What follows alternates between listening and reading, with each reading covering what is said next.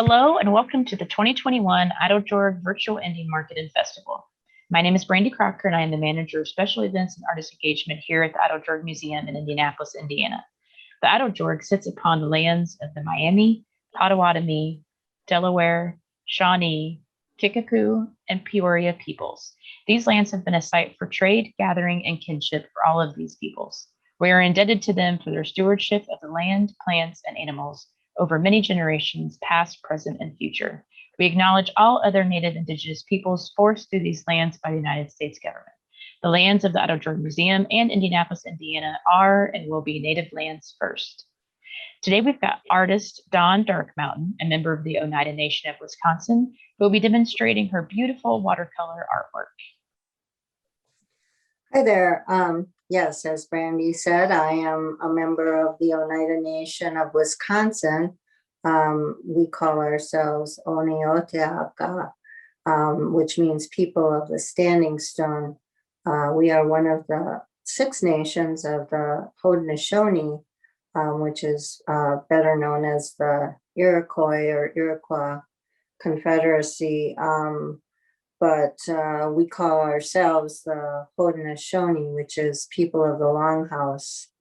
Our tribe and these 6 nations are originally from the upper New York State area, the Finger Lakes area, and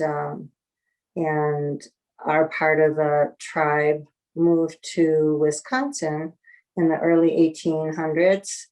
And created a new homeland in Wisconsin. So I'm Wisconsin Oneida, and I'm Turtle Clan. We have 3 clans in the Oneida Nation: the Wolf Clan, the Bear Clan, and the Turtle Clan. And I include a turtle in all of my paintings somewhere. Sometimes they're very obvious, and sometimes they're rather hidden. But there's always a turtle. So I will start off by acknowledging the Native people of the area in Indiana and thank them for their patronage of and being the base for this show at the Idle Museum. But I'll show you a couple of my completed works. I have been working on a series over a number of years, and I hope you can see this, including the turtle, which I actually started at the museum over 10 years ago when I was doing an artist in residency. I had big plans to do a large piece of each of the 13 moons of the year, and there are 13 corresponding large plates on the back of the turtle. So we call the turtle our calendar. And as I said, I had great aspirations to get this done many years ago, and it always got put on the back shelf. And one of the positive benefits of this year of COVID has been that it gave me time to complete finally the series, which I am now working on finding a publisher for a children's book for the series. So I'll show you another piece. I'm here in my studio, so I'm hoping you can see as much as you can see. This is one of the moons of the year. The piece that you just saw would be the cover or the introductory page of the book, and this is actually the bean moon.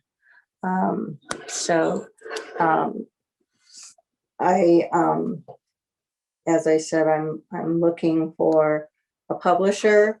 I actually have a couple of publishers interested, but I guess there's a whole process to go through, and I have to find a literary agent first. So, and that seems to be even harder than finding a publisher. But anyway, I spend a lot of time doing research for my paintings.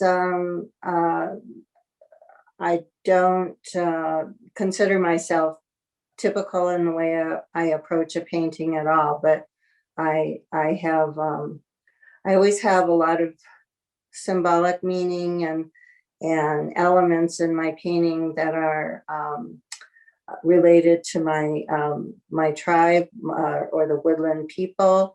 And so I try to get everything right and do a lot of research, and I work from photographs primarily.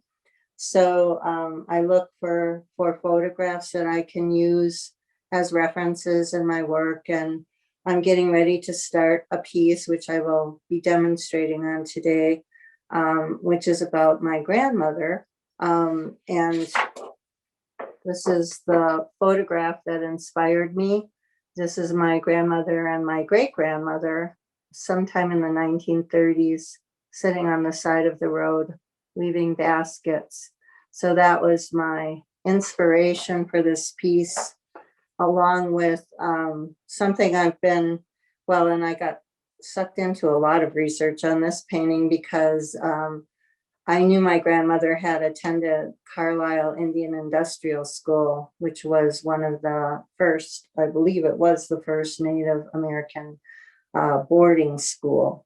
And so I also just did a lot of research just for my own personal family history of finding out how that all worked, and finding out more than I probably wanted to, because it was certainly something my grandmother never talked about, except very occasionally when something would jog her memory, or she had something relevant to say, but it was not something that she generally talked about. So that is the piece that I will be working on. And as I said, I always do a lot of research. I have found numerous photographs that I've been working from. And this is the piece as it is so far. It's in the very beginning stages. So it's basically going to be about assimilation. And that is what nominally the Native boarding schools were intended to assimilate the Indian tribes into the European culture. And the founder of Carlisle, his modus operandi was kill the Indian. he basically wanted to wipe out the culture. And one of the stories that my grandmother told me, or that told my brother actually, was came about when she had been at my aunt's bar. My aunt had a bar in the city of Milwaukee, where commonly known as an Indian bar. I think originally those got going because Native people weren't allowed in bars that were owned by white people. And eventually there was a whole community of places for Native people to hang out in the city that were Indian bars. And my aunt owned the Arrow Inn in the city of Milwaukee. It's at the corner of Bow and Arrow. And and my grandmother lived with her for a number of years, and they lived upstairs from the bar. So my grandmother often just hung out to socialize with people down in the bar. And this was back in the American Indian movement days, when a lot was happening, and those Indian bars were a conduit for people to meet and talk about things. Anyway, my brother happened to be there, and my grandmother and some gentlemen came in that were Lakota, and they were talking to each other in the Lakota language. And my grandmother started talking to them in their language. And later my brother asked her how she knew Lakota. And she said, well, when they were at Carlisle, they were not allowed to speak their language. They were often isolated from other tribal members, and forced to room with other Native tribes, but whenever they could, they would sneak out and go out to the woods and talk to each other in their language so they didn't forget it. And they also learned each other's languages. So that's how she learned Lakota. Anyway, I learned a lot from the whole thing. I usually start off a painting with some thumbnail sketches of basically what I will get in my mind as far as the design of the piece goes, because as you can see from the other pieces, they're usually fairly structured. So I start off with those thumbnail sketches, and then I I do a series of drawings, and I do my drawings on tracing paper, because watercolor paper is very unforgiving. It any eraser marks that you make will affect the quality of the paper, the surface of the paper, and it affects the way the paint goes into the paper.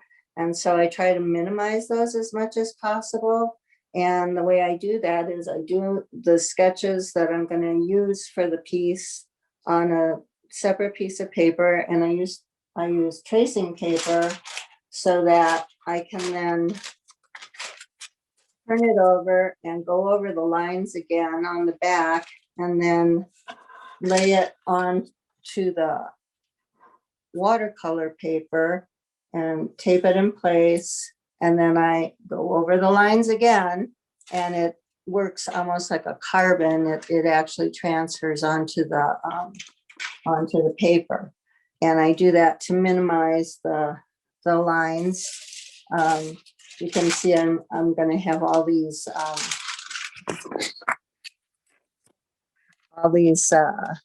smaller figures that are basically the uniform that you would wear at Carlisle. And every once in a while, I'm going to pop into a person in native dress. The positive side of that story is that my grandmother came home at age 18 and met my grandfather, who was another Oneida, and married him and spoke Oneida for the rest of her life. So she did manage to retain some culture. However, the assimilation did work in that she did not pass on many of the traditions and culture and language to her children. But yeah, here's another piece with the little figures. So it can become quite involved doing all of that. And I use transparent watercolor, which is very unforgiving. You cannot cover up your mistakes at all. It's different from what a lot of artists call watercolor, which is actually just water-based paint, and it's opaque, and you can cover that up just as an oil painting. But true watercolor, transparent watercolor, you cannot do that. I'm gonna take you over and show you my palette that I work with. It looks very clean right now, but it's not usually quite that clean once I get going on a painting. I basically work with a large pan of water for cleaning my brushes, and a smaller pan of water inside of that for clean water. And I frequently have to change that. My skylight is, the sun is starting to come through my skylight. And let's see what else. The way I mount I learned this from a magazine years ago. The way I mount my watercolor paper when I'm working on it, as anyone who has worked in watercolor knows, that as the paper gets wet, watercolor tends to buckle. And over the years, I have turned to a very heavy watercolor paper. It's 300-pound cold press, and it buckles a lot less, but I still need to mount it on something. And I used to tape it all down and go through a whole process. I'm kind of lazy, so I found a easier way to do it. And it also actually allows me to manipulate the painting when I'm working on it. So it's basically styrofoam board like that you would use to insulate a house. And when I actually get going on this full speed, I'll have a lot more pins in it, but I actually pin it to the board while I'm working on it, and that keeps it relatively flat. In the end, I have to go through another process of flattening it to get all the buckles out before I frame it. But that helps a lot. As I said, I'm just really getting started on this piece. The borders in the long run are gonna show Iroquois beadwork design, and it'll go all around.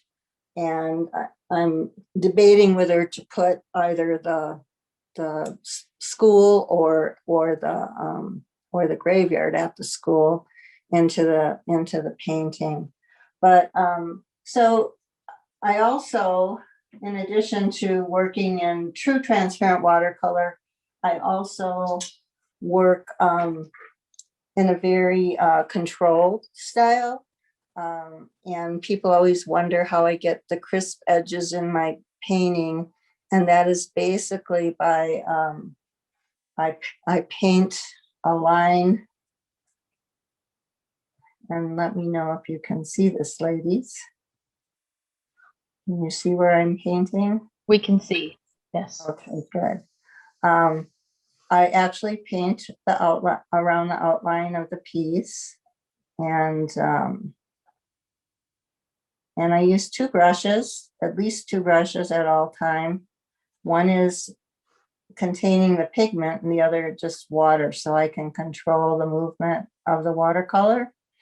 And I also keep a tissue handy so that if things get away from me, I can stop it. And later on, I will go back around the inside of that line, the other side of that line, and start painting on that edge.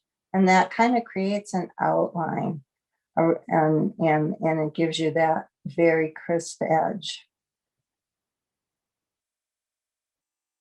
So it is a very controlled style. And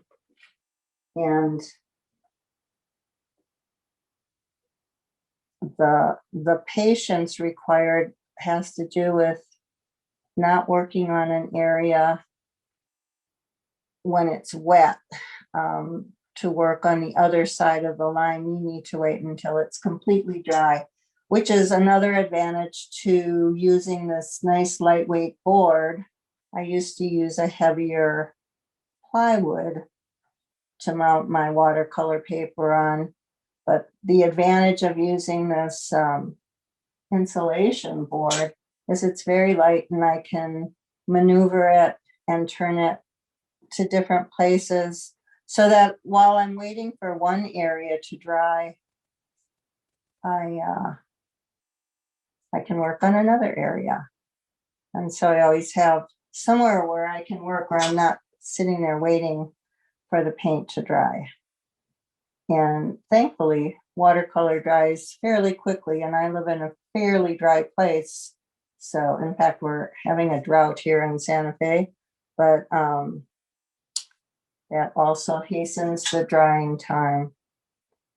So some pigments, like this blue that I'm using, which I use a lot of because I use a lot of, I guess it's my woodland background.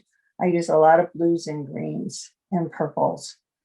And some pigments, you can have a fair amount of time before they actually sink into the paper. So if you do make a mistake, I'll make a little mistake here.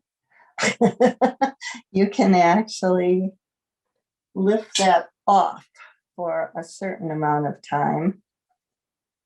And that's a combination of using that heavier watercolor paper as well as using a pigment that is not a staining pigment. So this is more of a floaty kind of pigment that will, with the water, you'll be able to move it around for a while. Unlike some of the more earthy pigments, which I will demonstrate a little bit with those, they are a lot trickier to work with because they're called staining pigments and they have a tendency to sink right into the paper. So you have a lot less time to manipulate them. I am not really liking that particular color very much. So I will keep that very light. So you have a certain amount of latitude in laying those staining pigments in, but it's much less forgiving than the non-staining pigments. And I have read books about which pigments are staining and which are not. And I would say experiment with them because I don't find the books necessarily to be that accurate about the nature of the individual pigments. And I think, as you saw, I use tubes of watercolor paint and I just squirt it out as I need it, and it will dry on my palette, but I can still use it, just like, you know, the old praying watercolors that we used in school that had the little watercolor cakes. It's the same thing. It's just that they're blobs on my palette instead, but it's the same thing. So I guess to reiterate, the more important part about watercolor painting is to use really good paper and have it mounted. If you use cheap paper or thin paper, you're never going to have a good result. You just aren't, because the paper can't handle the water that you need to do the painting. So that's always the first thing I tell people when they ask me how I do my paintings is use good paper, use heavier paper. The heavier paper is a little harder to work with. The 300-pound paper that I work with, most watercolor painters, I would say, use the next smallest, the next heaviest paper, which is 140 pounds, but it's significantly thinner, and it's very nice because you can make smoother lines and such. The heavier paper has a little bit of a ripple through it, a texture to it that affects how you can make your fine lines. But you know, once you get used to it, it's great. It's really great paper. And the other thing is to make sure your paper is mounted correctly, as I said, so that you're not going to get big ripples, because again, you'll never get a good result if that is the case. And probably when I get to that point where the painting is essentially done, I will begin to incorporate some beadwork in here. I haven't totally decided about that yet because I haven't quite worked out exactly what pattern I'm going to use, and I'll decide, I guess, once I see it. Again, I have all these photographic references, and I have a photo of the Carlisle Indian School, the famous shot of all the kids that went to school there. There were tens of thousands of kids that went to school there, or young people, and only, I think, a few hundred actually graduated. Here's the graveyard. It was very common for the kids to run away. They missed their homes. But one of the more interesting things that I found out just in my recent research is I knew my grandmother had gone on these, what they called outings, and what we understood was that she had been promised an education when she went there. She was sort of at the end of the boarding school era. In fact, she was there the year it closed. So she was promised an education and also promised that she'd be able to go home in the summer. And that proved not to be the case, because if you didn't have the money to pay to go home, then you couldn't go home.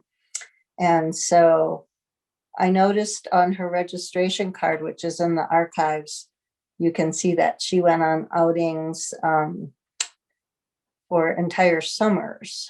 And it turns out that what outings were they were basically sent out as servants or workers. The men would be sent out, the boys would be sent out to work on a farm or a factory or whatever. But the girls would be selected by white families to work as a servant. And my grandmother, we did know that she had worked for a doctor in some European family that didn't get to go home. She worked as a maid. And in my research, I found that other more distant family members had gone to Carlisle, and I found one that had been there, and she's talked about in the book, Sky Woman Lives in Me, that she was there for 3 days and was sent to work as a maid. And she was there with her sister, and her sister didn't see her again for 11 years. And her sister was there for a year, and then she got selected to be a maid. And she worked as a maid for 11 years. She never went back to the school until she finally went home for a visit and chose to stay there. And they were not happy about that. The school was not happy about that, nor were the people she worked for, although she had a pretty good relationship with them. But anyway, apparently that was not uncommon. And it was very quickly realized that so the government would pay to have for each student that was at the school. And so the record showed that they were students there, but they weren't. They were working as maids or workers in factories, and they were forced to send half their wages to Carlisle, supposedly to be put in savings for them. But I know that many never got that money. And then they were not paid well either. They got a pretty nominal wage. They were kind of like indentured servants. And I guess they quickly discovered at Carlisle that this was a great money-making scheme. And yet they thought they were doing a good thing because they were assimilating these Indians. And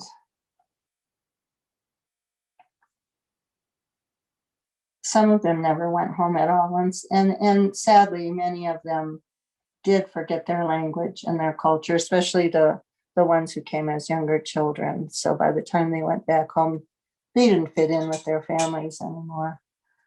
So it's a bad story. I guess the triumph is that we were not totally assimilated, and we did keep some of our culture, but yeah, there are other ways to wipe out a people, and that's what this painting is all about. So if anybody has any questions that's watching this and wants to know anything more about the technique, I will be happy to share that. But so I will work on all parts of the painting. I don't like to concentrate just on one area, so it stays balanced. Because if you focus too much on one small area, it tends to take too much attention, and the rest of the painting suffers from it. So I'm going to work on this arm. And I start off with a single layer of color. And some watercolorists will not mix any color on their palette. They do all their color mixing on the page. But I do both. So anyway, I would move to another area of the painting and start working there. So what you can't see here very well is that I'm just adding water to the pigment that I have on my palette so that I can get it the right consistency to work with, and then move around. And like I said, I always work with 2 brushes, and that one will just have water in it. And it allows me to manipulate the paint where I want it to go and how thick I want it to go on. And usually as I work, I figure out more elements of the painting and color, because I like to see one color next to another color before I decide exactly which way I'll go. But I usually have a pretty good idea when I start of at least the color theme that I'm wanting to use, and then take it from there.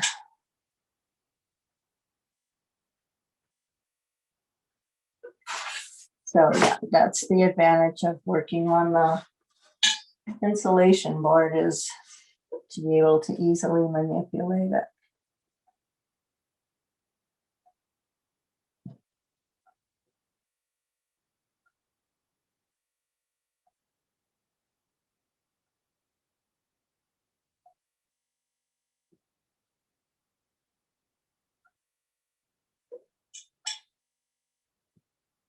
Yes, and apparently many children died at Carlisle. There's a record of, I don't know, less than 200, I think, are listed as dying there over a period of, I think it was 40 years that the school was open, something like that. But it's clear that the records were falsified about some things, because we know that, there were people that were sent on these outings that were listed as being students. And by the way, as a student, what you learned was that apparently half a day was spent teaching you English, and the other half of the day was teaching domestic or industrial skills. So for the boys, it would be, print shop. They had a print shop, or farming, or other industrial arts. And the women were taught domestic skills, cooking and cleaning and so on. So that's the education that was provided at Carlisle. I have not been able to find anything about, teaching them literature or anything like that.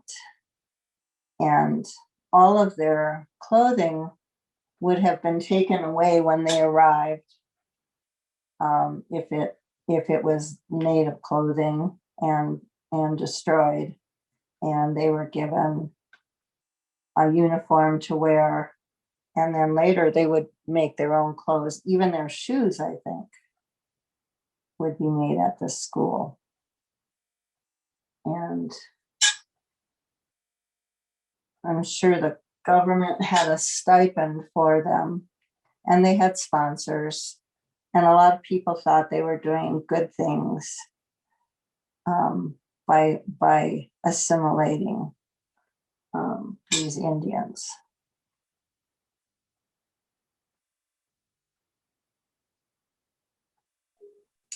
Once you get that figure finished, Dawn, if you want to show us more up close, Sure. we can see what you've done so far. Yeah, it's always kind of fun when you first get going on the watercolor, and it's just you just have the sketches done.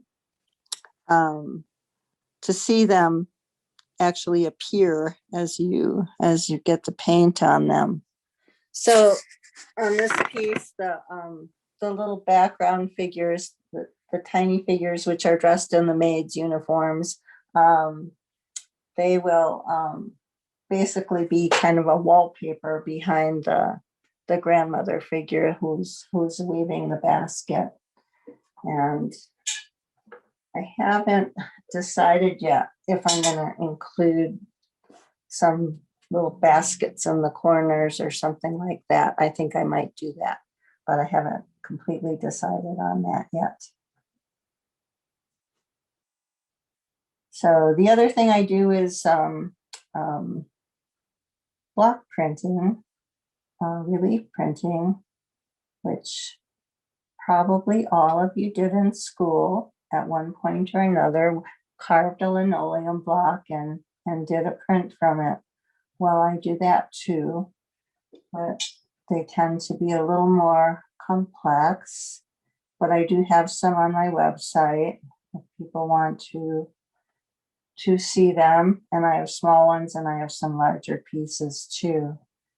And I like to actually mix the media. Usually on my block prints, I use black ink. So they're black ink on white paper, but then I go back in later and color the lighter areas with watercolor.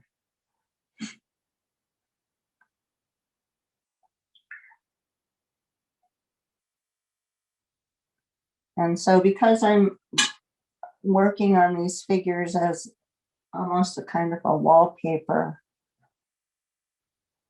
I'm not going to paint them in actual colors. I'm going to paint them so that they kind of look like wallpaper. So there's, and I'm not sure exactly what direction I will go in the end as far as color goes, but I'm going to start off by using this blue layer for the whole thing, but still defining the features and everything, but just not in realistic color, unlike the grandmother figure who will be. And actually, I have the drawings scattered here and there of the woman in native dress, and those will be in full color as well. So I don't know. I'm just kind of deciding as I go along what direction I will go in. So when the watercolor is completed, that's when I will decide whether I add the beadwork to it. And once I do that, then I can work on matting and framing. So if I add beadwork, that means I have to have a special sort of mat to put over the piece so that, and sometimes I do layers as well. I'll do I do what I call sculptural watercolors, where I do multiple layers that are cut out and laid over the other one, just to kind of break out of the box of the two-dimensional format. When I do that, then I have to mat it specially so that it has basically a shadow box effect, so that the elements that are raised up, the beads and the layers, will not touch the glass, because a watercolor has to be framed with glass. I use conservation glass, which protects it from most of the UV rays. It's not 100% effective, but it's in the 90s generally. But I still ask people not to hang their watercolors in direct sunlight, because they will fade over time. But the shadow box effect then will keep the glass from touching both the painting and the beadwork that I might add to it. So that's all part of the process. And I've been doing the dimensional watercolors, the sculptural watercolors for many years now. Seems like that's a later innovation, but it's actually been probably for 20 some years that I've been doing those. And again, on my website, you can see some examples of that. But I don't think I will be adding layers to this one. This one will just be two-dimensional, except for the beadwork that I might add later on. Okay, so as we work, the figures will become more and more defined, and able to start developing them more once the basic outlines are done, and it will evolve on its own, and we'll see how it all turns out in the end. That's really wonderful. That's awesome. I'm very pleased that you walked us through the whole process today. Just amazing to see what it starts out as, and then how it's shaped through the whole process. So we thank you very, very much for doing the artist demonstration today. Well, thank you for having me. We thank everyone watching this video as well for attending the virtual market this year. Yes, and we'll see you all live next year. That's right. In person. In person. Yes.